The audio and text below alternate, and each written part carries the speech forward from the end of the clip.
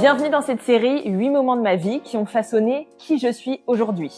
Mon rapport aux vêtements, à la mode, à mon corps, à ma confiance et au regard des autres. J'avais envie de commencer par cette série parce qu'en fait, en tant qu'adulte, j'ai enfin compris quelque chose. Notre manière de nous habiller, de nous sentir belle, légitime, à l'aise, mal à l'aise, en fait, ça commence pas à 25-30 ans, ça commence dès l'enfance. Que ce soit dans les remarques, dans les moqueries, les codes sociaux, les groupes, les petites blessures du quotidien et toutes ces expériences qui finissent par façonner l'adulte qu'on devient. Alors dans cette série, c'est mon histoire avec les vêtements. Je vous raconte ce que j'ai vécu, ce que je me disais à l'époque, les mécanismes psychosociaux qui se jouaient sans même que je m'en rende compte, et surtout comment j'ai réussi à m'en sortir, à transformer ça et les leçons que j'en ai tirées aujourd'hui.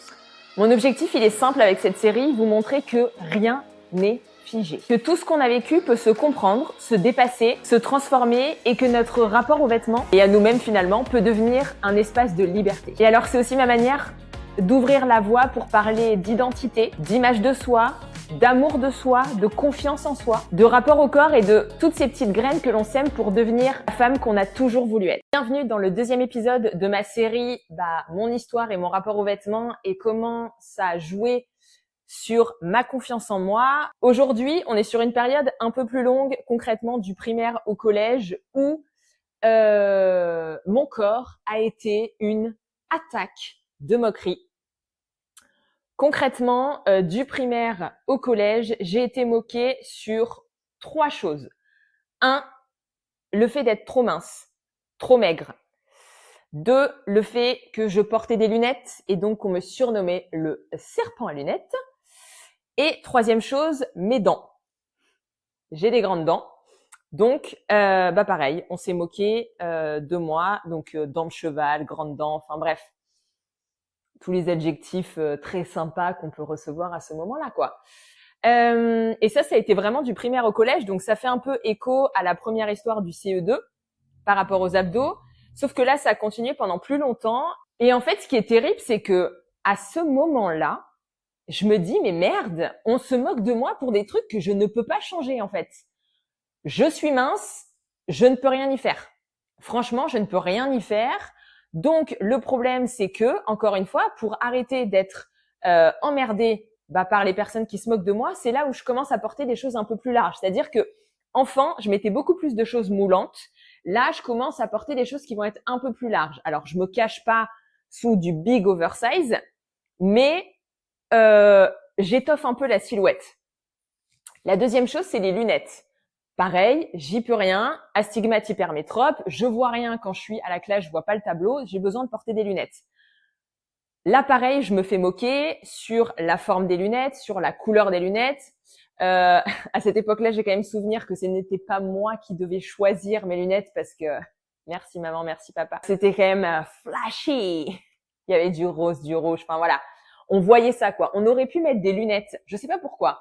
Pour les enfants, ils créent des lunettes qui sont ultra voyantes, alors qu'à ce moment-là, c'est un objet sur lequel on peut complètement se moquer. Donc, mettez des lunettes transparentes, quoi. Je pense qu'aujourd'hui, ça doit exister. En tout cas, à mon époque, ça n'existait pas. Et donc, j'avais une magnifique collection de lunettes ultra colorées. Le problème, c'est, tu te fais moquer, on se moque de toi par rapport à tes lunettes. Sauf que toi, tu ne vois rien. Ce que j'ai commencé à faire, c'est que à cette époque-là, je devais vraiment porter mes lunettes tout le temps. Mes lunettes me servent à lire. Je vois les gens, il n'y a pas de souci. C'est juste que quand c'est écrit de très, quand c'est écrit loin, j'arrive mal à distinguer les lettres et je peux me gourer sur les lettres. Et donc là, je me dis, écoute, les lunettes, ça sera que en classe. Par contre, quand je sors, quand je suis à la récré, quand je suis dehors, c'est hors de question, je ne mets pas mes lunettes. Et ça, c'est un truc qui m'a suivi toute ma vie. Parce que je n'ai jamais osé me montrer avec mes lunettes. Et là, aujourd'hui, si tu me regardes sur YouTube, sur les réseaux sociaux, sur Instagram, souvent, je vais faire des stories avec mes lunettes parce qu'aujourd'hui, je les ai utilisées vraiment comme un outil de mode. Mais à l'époque, c'était un enfer pour moi. Donc, dès que je pouvais les enlever, montrer, j'étais énervée d'avoir des lunettes. Et la 3e chose, c'était mes dents. Donc là, encore une fois, je n'y peux rien. J'ai des grandes dents. Alors, en plus, il y avait la petite association parce qu'à l'époque, c'est là où je me suis mise à l'équitation. Donc, il y avait dents de cheval, voilà, les petits jeux de mots très sympathiques. Et les dents, je me rappelle, mais ça m'a duré longtemps aussi. Je souriais comme ça. Voilà. Je cachais mes dents.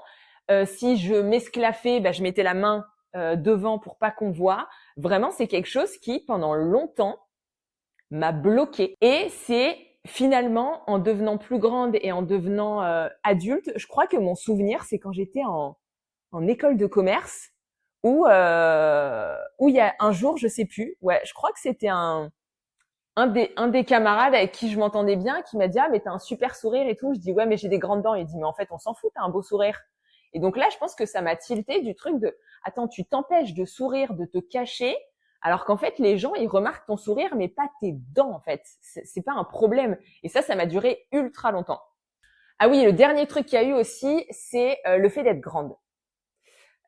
Aujourd'hui, je mesure 1m72, mais j'ai toujours été dans les plus grandes de ma classe, donc plus grande que les garçons, plus grande que les filles. Et ça a joué sur ma posture.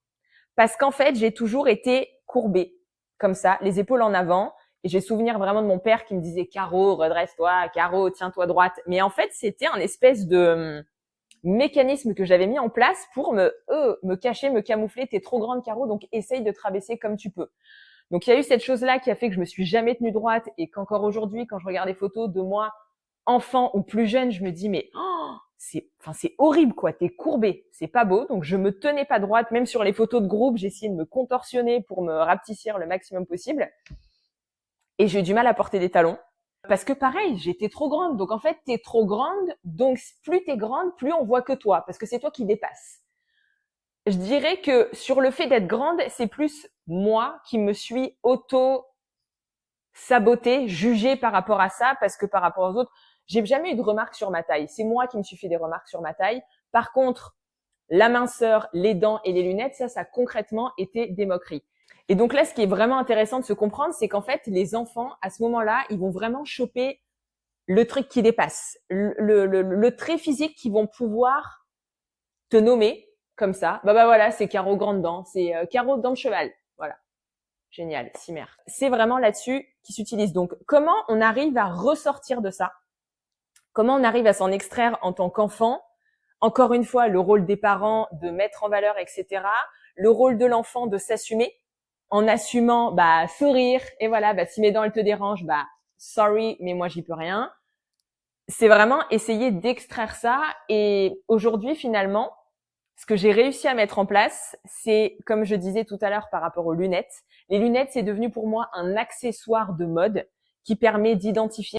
Donc, je prends des lunettes qui sont grosses, qui sont stylées, qui entourent mon visage. J'ai plus peur de montrer justement avec mes lunettes à la caméra parce que pour moi, c'est devenu un élément de mon style. Pareil au niveau des dents, maintenant, sur mes photos, je souris. Je souris comme ça de toute façon, je vais mettre du rouge à lèvres, donc ça attire l'attention sur ma bouche. Et je me suis réconciliée avec ça parce qu'en fait, je me suis rendu compte que ces moqueries, j'y pouvais rien, que c'est mon corps et qu'il était comme ça. Par rapport au fait d'être mince, ça m'a quand même suivi pendant longtemps où, alors, je me suis pas cachée sous des pièces trop grandes, mais j'ai toujours aimé, et encore c'est marrant aujourd'hui, mais voilà, les choses un peu plus oversize. Je vais toujours marquer ma taille, mais je vais toujours avoir des choses oversize. J'ai encore du mal à porter des choses qui vont être très très moulantes, même si avec l'âge, j'ai 37, je trouve que ça commence à avancer, à évoluer, mais j'ai toujours du mal à montrer mes formes parce que qui dit montrer mes formes dit montrer que je suis mince.